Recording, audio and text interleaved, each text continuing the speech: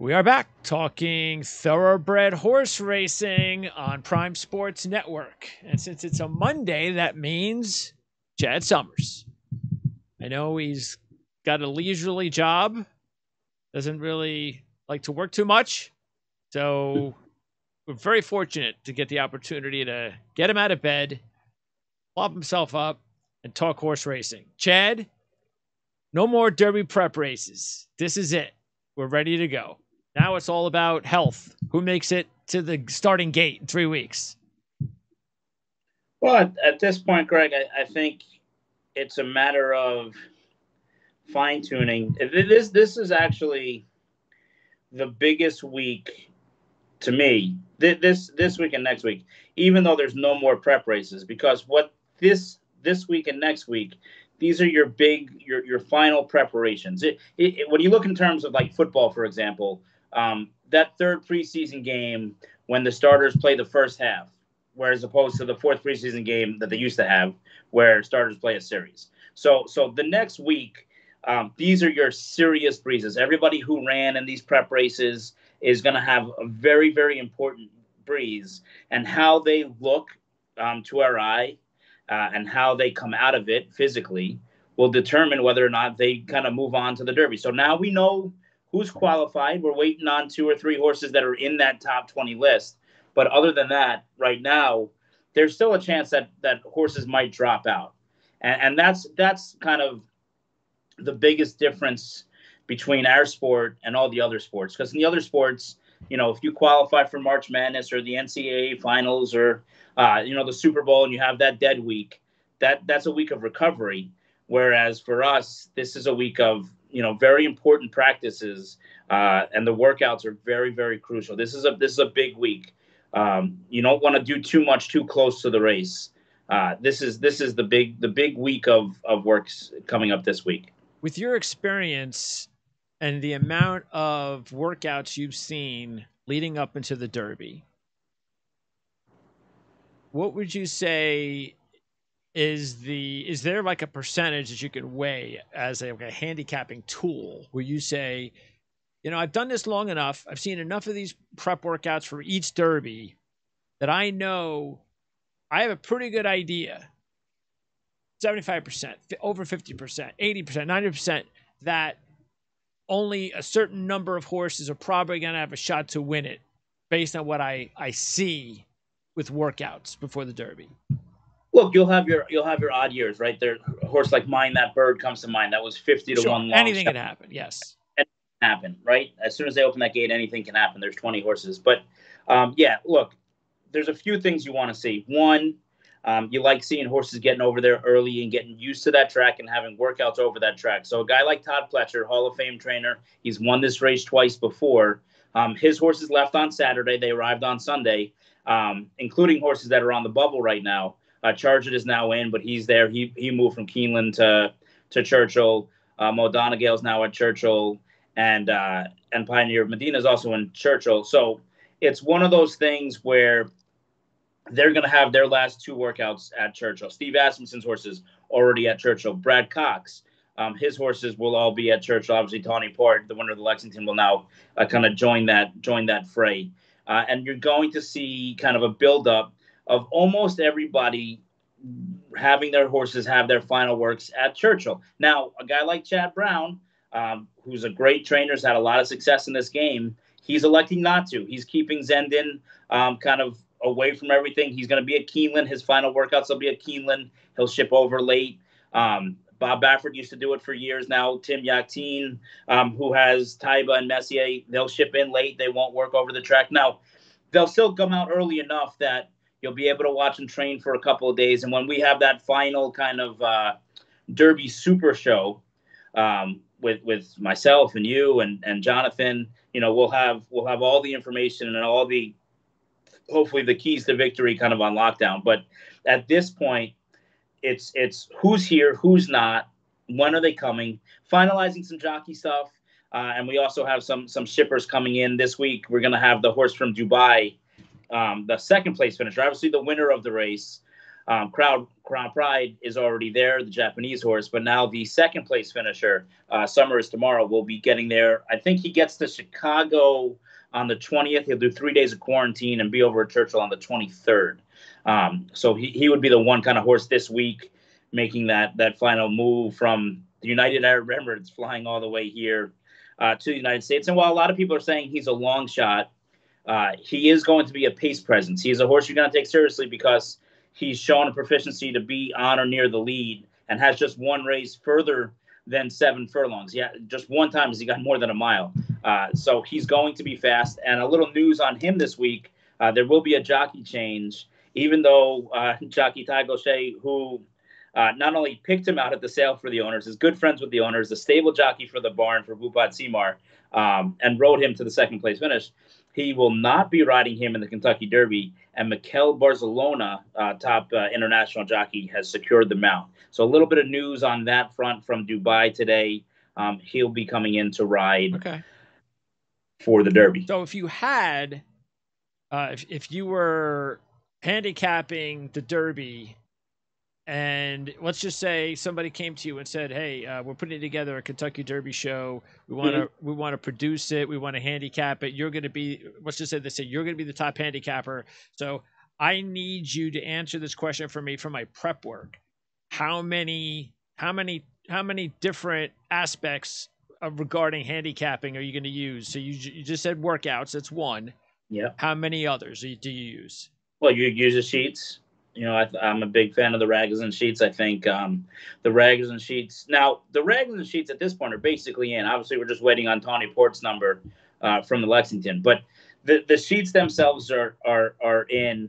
And what they're going to do is, again, they're going to show you trends. They're going to show you, which direction the horse is heading in. But it's sneaky because when you read something like the rags and sheets, and obviously, look, you're blessed to have a guy like Jonathan Hardoon on every Friday who kind of breaks it down and knows this stuff, far better than I do. But just because you ran a higher number in your last race doesn't mean it doesn't rule you out. No. You're going the wrong way and you're finished. Sometimes you can go that way, and then you're actually, from a time standpoint, you're set up for another forward move. So, that's what happened to last year's winner, Mandaloon. We'll do the sheets, we'll do the workouts, we'll do the physical inspections, which obviously will be there on Derby week, kind of getting the inside scoop on everything, and finally, it's kind of getting the temperature in the room. It's seeing interviews with connections. It's talking to people.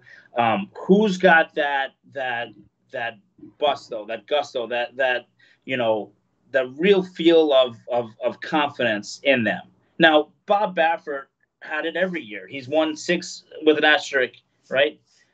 Of these derbies before. He always had that confidence.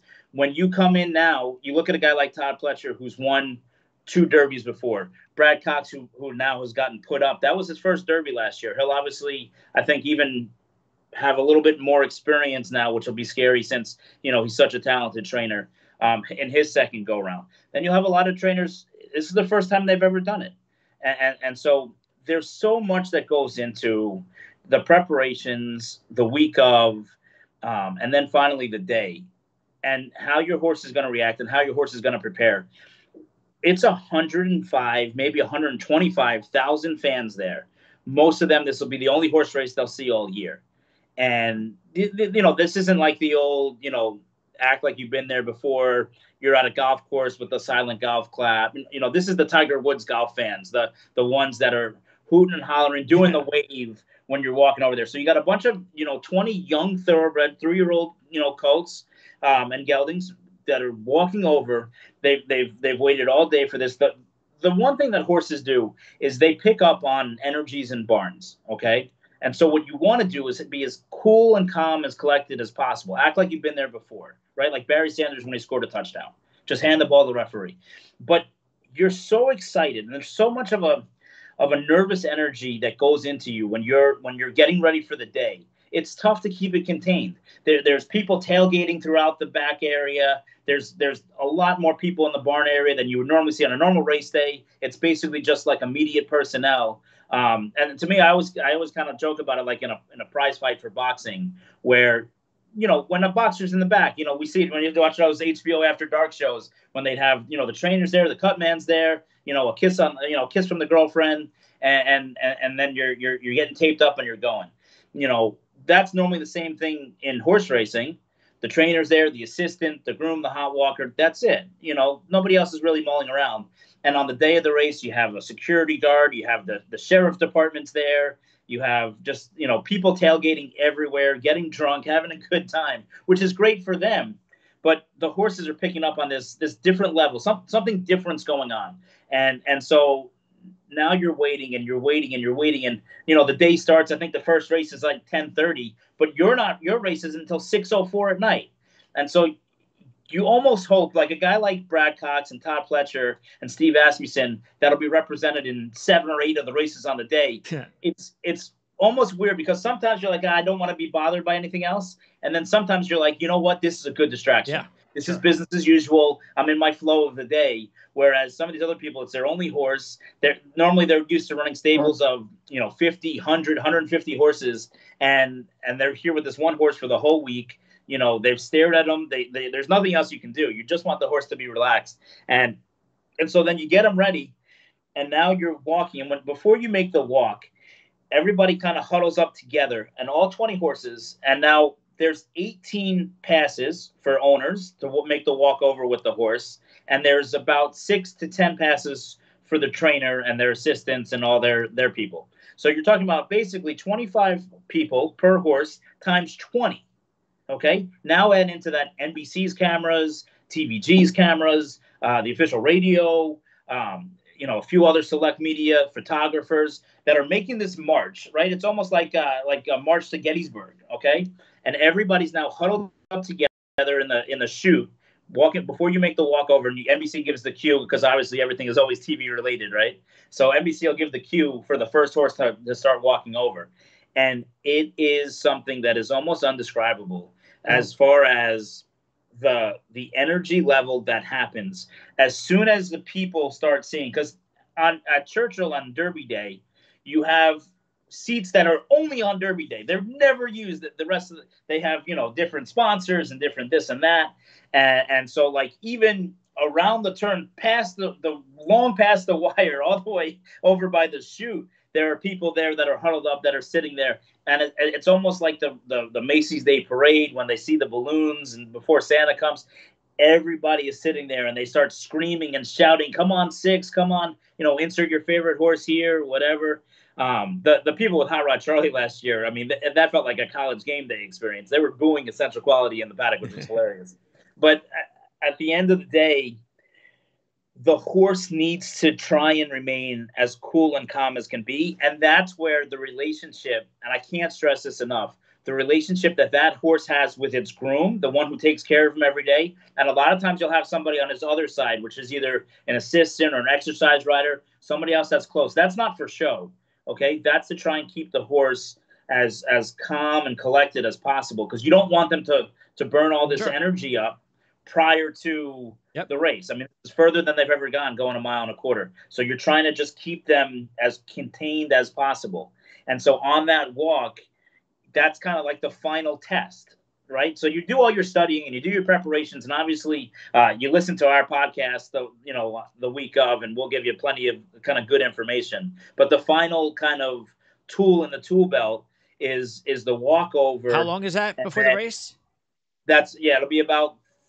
We actually start probably about 35 to 40 minutes before the race. Okay, so you actually can you could even have a horse in mind that you like, but you might have a couple other possibilities, and that final walk could be could be what determines who you like. Yeah, you don't want to see them very, very anxious, jumping up, going crazy. This isn't the University of Miami with the turnover chain. If they're jumping up, getting loud, that's not a horse that No. You want to see horses just kind of walking over nice and quiet. Once they go to the paddock and they leave the paddock and they're playing My Old Kentucky Home and you're watching the post parade, you want to see horses that don't have too much sweat. They're not too hot. They're not too bothered. And also, this is a little bit of a funny one, but you kind of want to see the jockey relax too. Sometimes you can take a look in the post parade and you'll see the jockey kind of real tense, real nervous, white knuckle. I remember that movie Any Given Sunday where they tell Willie Beeman, hey, if you see their knuckles white, that means they're blitzing. Well, it's the same thing here. If you see the jockey's knuckles white, it means he's nervous. Okay, you want the one with the ice water in their veins, and that's why a lot of times the Derby's won by people who have won the race before. They've been there, done that, and you learn so much every time you're in these big races. And look, if you're riding in the Derby, all 20 of these jockeys who are gonna ride these horses have ridden in big races to earn their spot in here.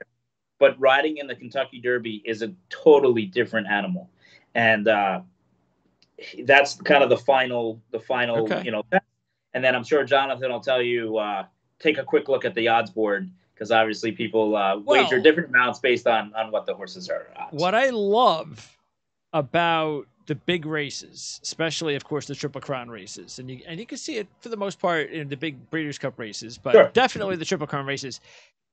It's the only time of year where you find out at 10 o'clock in the morning, 11 o'clock in the morning, what are the current odds for the Derby? They don't change for 5 or 6 hours. Yeah. There's so much money already put into that race. Oh, yeah. That whatever odds are by 12 o'clock, you can be rest assured maybe a point or two for a couple of horses will change. And that's about it. So you can actually know what the odds are going to be 5 or 6 hours before the race. That gives you a lot more time to kind of figure out what you want to do. Yeah, and it gets people in trouble betting their dollar superfecta, which, man, if this hits, I'm going to retire. I'm going to take a week off. It's blah, blah, blah, whatever. Yeah, sure. But, I agree with that completely. Okay, I want to let everybody know, because we talked about this on Friday, and we teased this over the last few weeks and didn't want to start promoting it on this show until the Derby pretty much was set, and that was the ticket giveaway for the one and only Cyberknife. And the ticket giveaway is the 37-1. We have 37-1 odds on Cyberknife. So that was a futures ticket that we said that we were going to give away at some point. It's $10 on the ticket. So I think John said that's about $350 or something like that payout if he wins. So what we're doing is we came up with the idea of how we're going to give this away.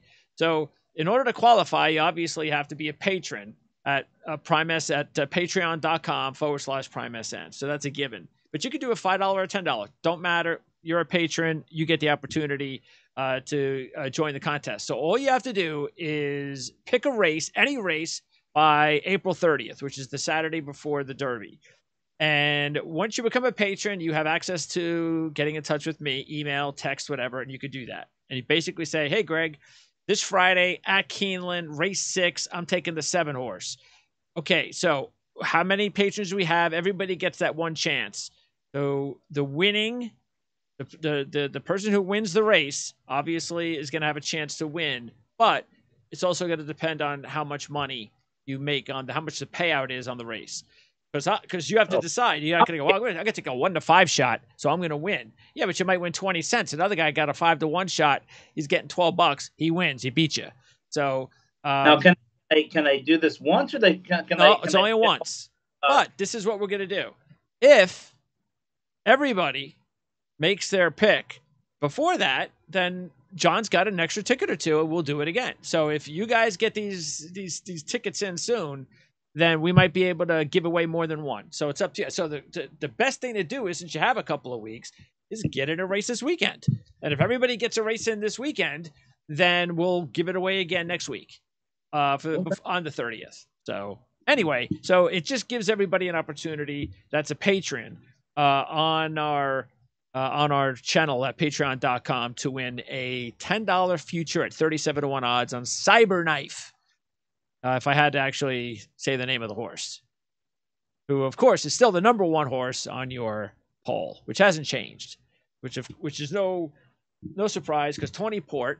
And I'll tell you what, that's going to be my segue. I'm going to show the race here. Tawny Port getting it done. So tell me, Chad, a little bit about Tawny Port's victory in the Lexington. Yeah, I mean, look, there were some questions going into the race. Obviously, with the defections, He was number 20. The morning of the race, actually, he ended up jumping up to number 20 when we had another defection out of the race when Slowdown Andy dropped out of the race. So he actually could have scratched and still made the Derby, but they elected to run anyway. And look, the questions for Tawny Port were his best races have been on the grass. Can he handle a proper dirt track? And I said, last Monday that he had run well enough at fairgrounds, even though he didn't hit the board, that it was worth a shot. And he did what he was supposed to do. A great ride from Florent Giroux, who's riding lights out right now. He made a wide sweeping move, was able to take over for the fast pace setters that were tiring, and won in a professional effort. Now, that race will be the closest to the Derby. He'll have the least amount of rest going into the Derby, but at least we know now that he can handle the dirt. He can handle dirt getting kicked in his face. He sits the right kind of trip. But at the same time, he's going to need a new jockey because Florent Giroux is going to stick with Cyberknife. He's going to have to recover. He's going to have to recover quickly. And he's going to have to beat better horses because as much as some of those other horses in the race, they were, trying to qualify for the Derby. A lot of them were coming back on short rest. None of those horses would even be under 50 to 1 if they were in the Kentucky Port. While he is trained by Brad Cox, who won the Derby last year, run third in the Derby last year, is coming off back-to-back Eclipse Awards. Tawny Port will be his third best horse in the race. So I would think even Brad would say it's a little bit of a long shot. But look, they qualified for the race. John Ford of Peachtree Stable has been a part of this game for a long time, and certainly have a lot of respect for him and the connections. They're a little syndicate that they run as well. So they'll be excited to have made the race. They paid a lot of money for him as a baby, so glad that they're in. And now we just see if there's a few more defections over the next week or two as far as health-wise to finally put the final shape in the Derby, which we will draw on May 2nd. Monday, May 2nd will be the Monday. Draw for the Good. Yeah, we're going to draw. The earlier the better. Good. Yeah. John said that even though the number isn't in yet, he believes it's a slow number. And I think Tawny Port, the last 3 races were 2 12s and a 10. I think he had a 12 on his only dirt race, but we'll see. But he believes it'll be a slow number. So now Tawny Port's 11th in the standings. Does that mean? At this point, though, listen. At this point, the standings don't mean anything. You don't except get for the horses that are trying to still get in somehow. Correct, but as far as like what the ranking is right now, it's not like you have a better shot at picking your own post position or something like that. Like I feel like there is stuff that they should do to reward horses that have more points, but until they do, at this point, we just kind of reshuffle the deck. You play bingo, and that's a good idea. The post will be done. Like give them an extra ball, like in however way they do it, like a lottery. I would like, horses that at least the horse with the most points. If not, the top 5 or 6. But the one with the most points, I think, should get a reward by you can pick you have first pick of the post position that you want. Nobody else. I like it. So this way now you're entering and you're winning some of these prep races. So now instead of you're in the Derby, don't try as hard. Now you have something to play for at all times. And if you get the most amount of points, I think you should get first pick of the Derby for your post position. And that also helps I think because as fans, you want to see these horses race more often, But and not only that, but for the connections involved and for the fans of these horses, you don't want to be compromised by a bad post. And a lot of times, Epicenter's the number one on the list by far, right? 164 points, whatever he has. If Epicenter gets post 1, see ya. You're not going to be.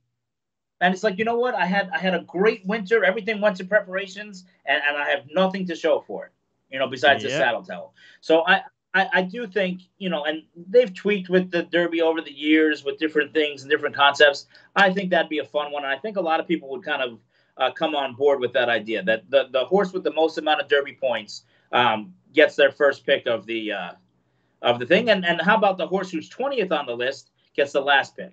That's a great idea. Now, whether or not, do you think they're NASCAR?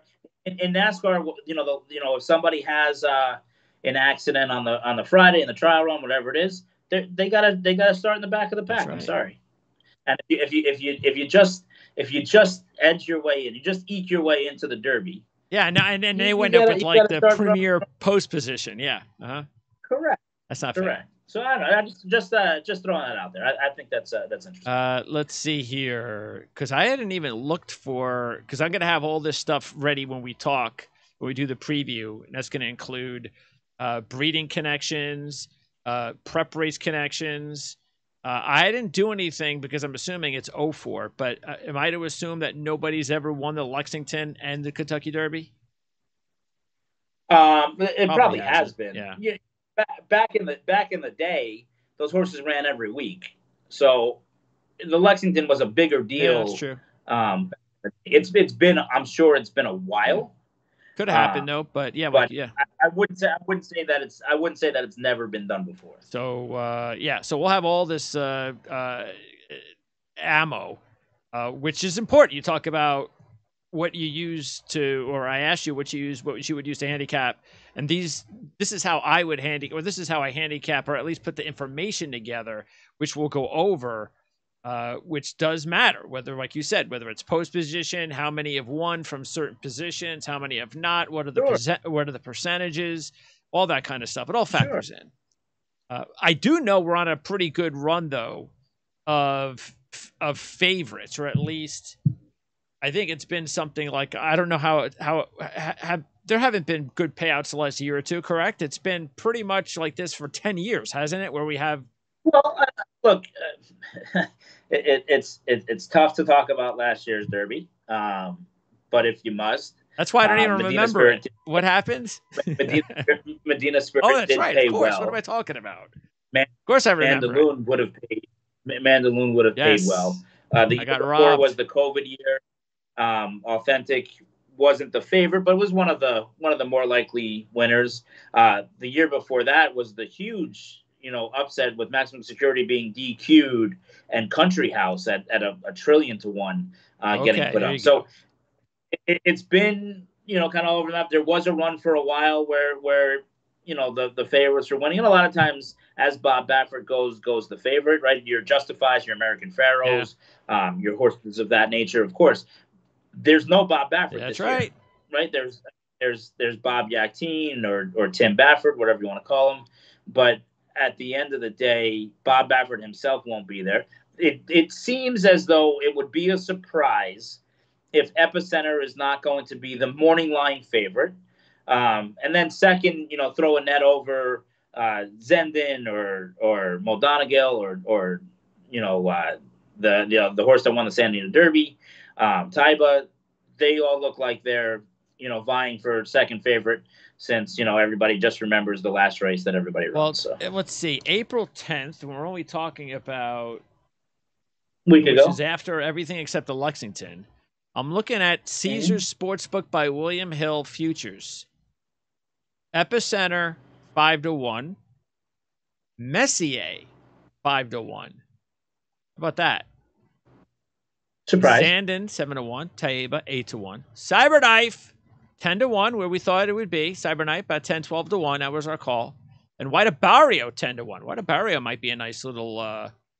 Of course, Cyberknife is the given on this channel, but White Barrio sounds like a pretty decent maybe bargain at 10-1. And you're going to get bargains because there's so much depth at the top that anything can happen.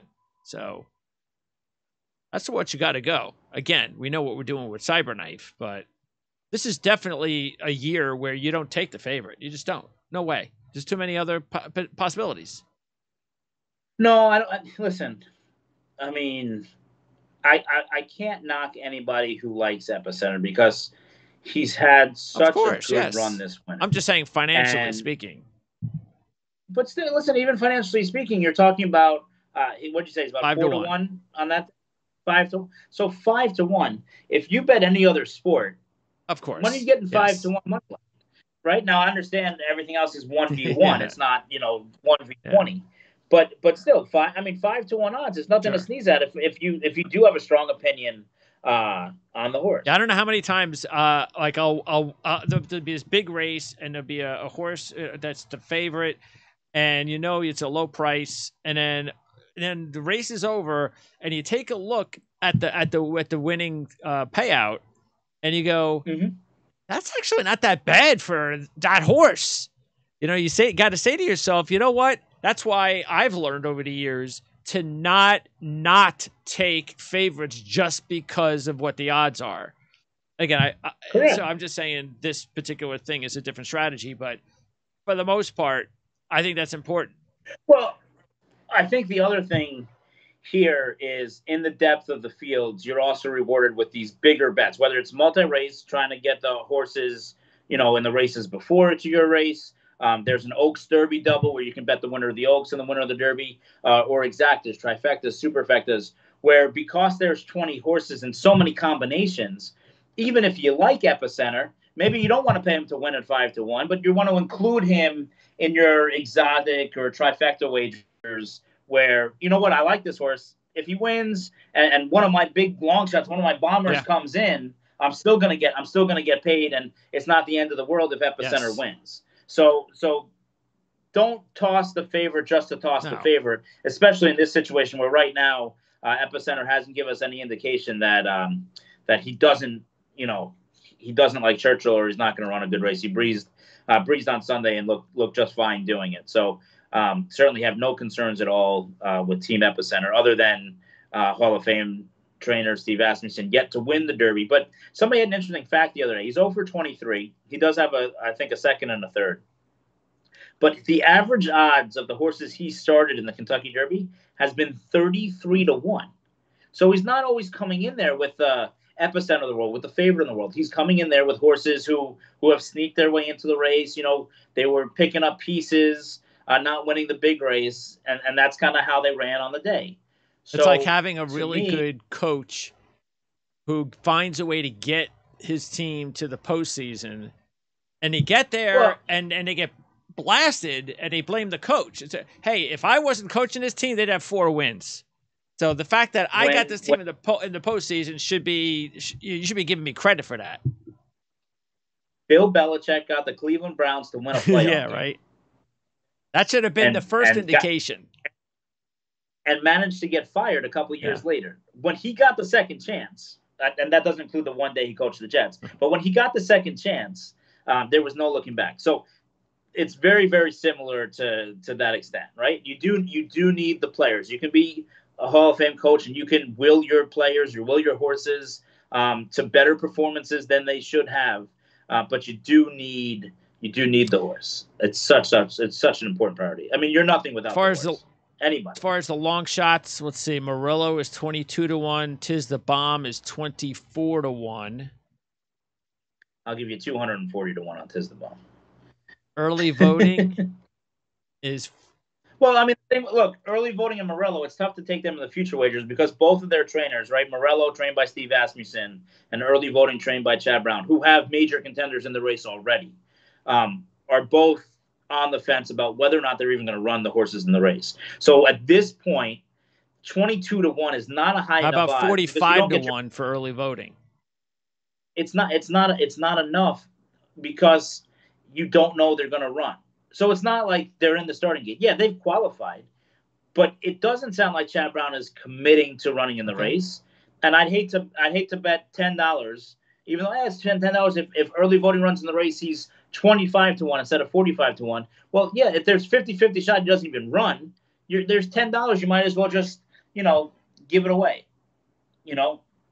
So to me, Murillo early voting, whatever their odds are, unless it was 500-1, I wouldn't take them. That doesn't mean that they couldn't win the Derby if they ran in the Derby, but I don't have enough confidence with my sources to say that for sure they're both, either one of them or both are running in the Kentucky Derby right now. Okay, now we're going to tease one of our topics next week because the poll shouldn't change too much unless something crazy happens during the week. with some of your top 10 horses. But one of the two things that we're going to talk about leading up into the Derby, and they're polls. Okay, there's two different types. One is going to be ranking the top 10 thoroughbreds of all time. The other one is ranking, and this is where I'm going to come in to this one, ranking the top 10 most popular thoroughbreds of all time. I thought you were going top 10 podcast hosts. Okay.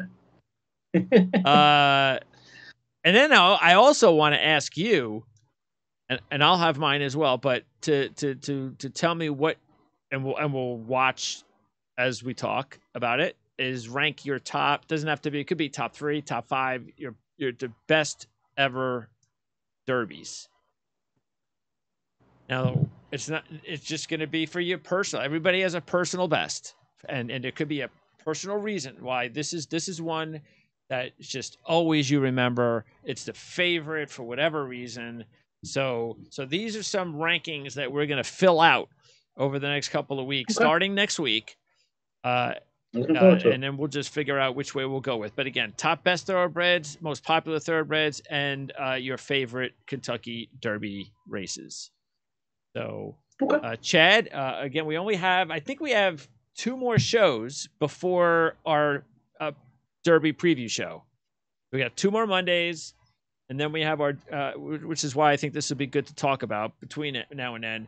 Obviously, we're going to update everything else that goes along with anything that happens with any of the horses in the Derby. So we'll make sure of that. And then, like you said before, we're going to have our Derby special, you and John live. When do you go to Churchill that week? I'll be there Monday morning. Okay. Is that normal? Like you think John? I wonder when John will be there.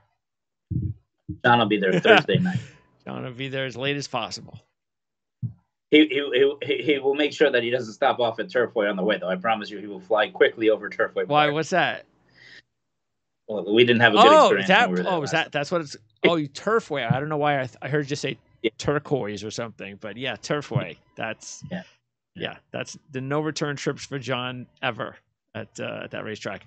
Okay, and do you have a date yet for John's horse? No, not yet. Okay, not yet. We're just sometime in May, though. Yeah, sometime in May. Just what happens. We're gonna go kind of back and take on some easier competition. So at that point, you're just kind of at the mercy of when the race is written, and they only write races a couple of weeks at a time. So there's nothing for her right now. There's no point to ship somewhere. So we're just waiting for Belmont Park to open, and we'll run out of our backyard. Sounds good. Looking forward to that. Chad, appreciate it. We'll talk to you next Monday.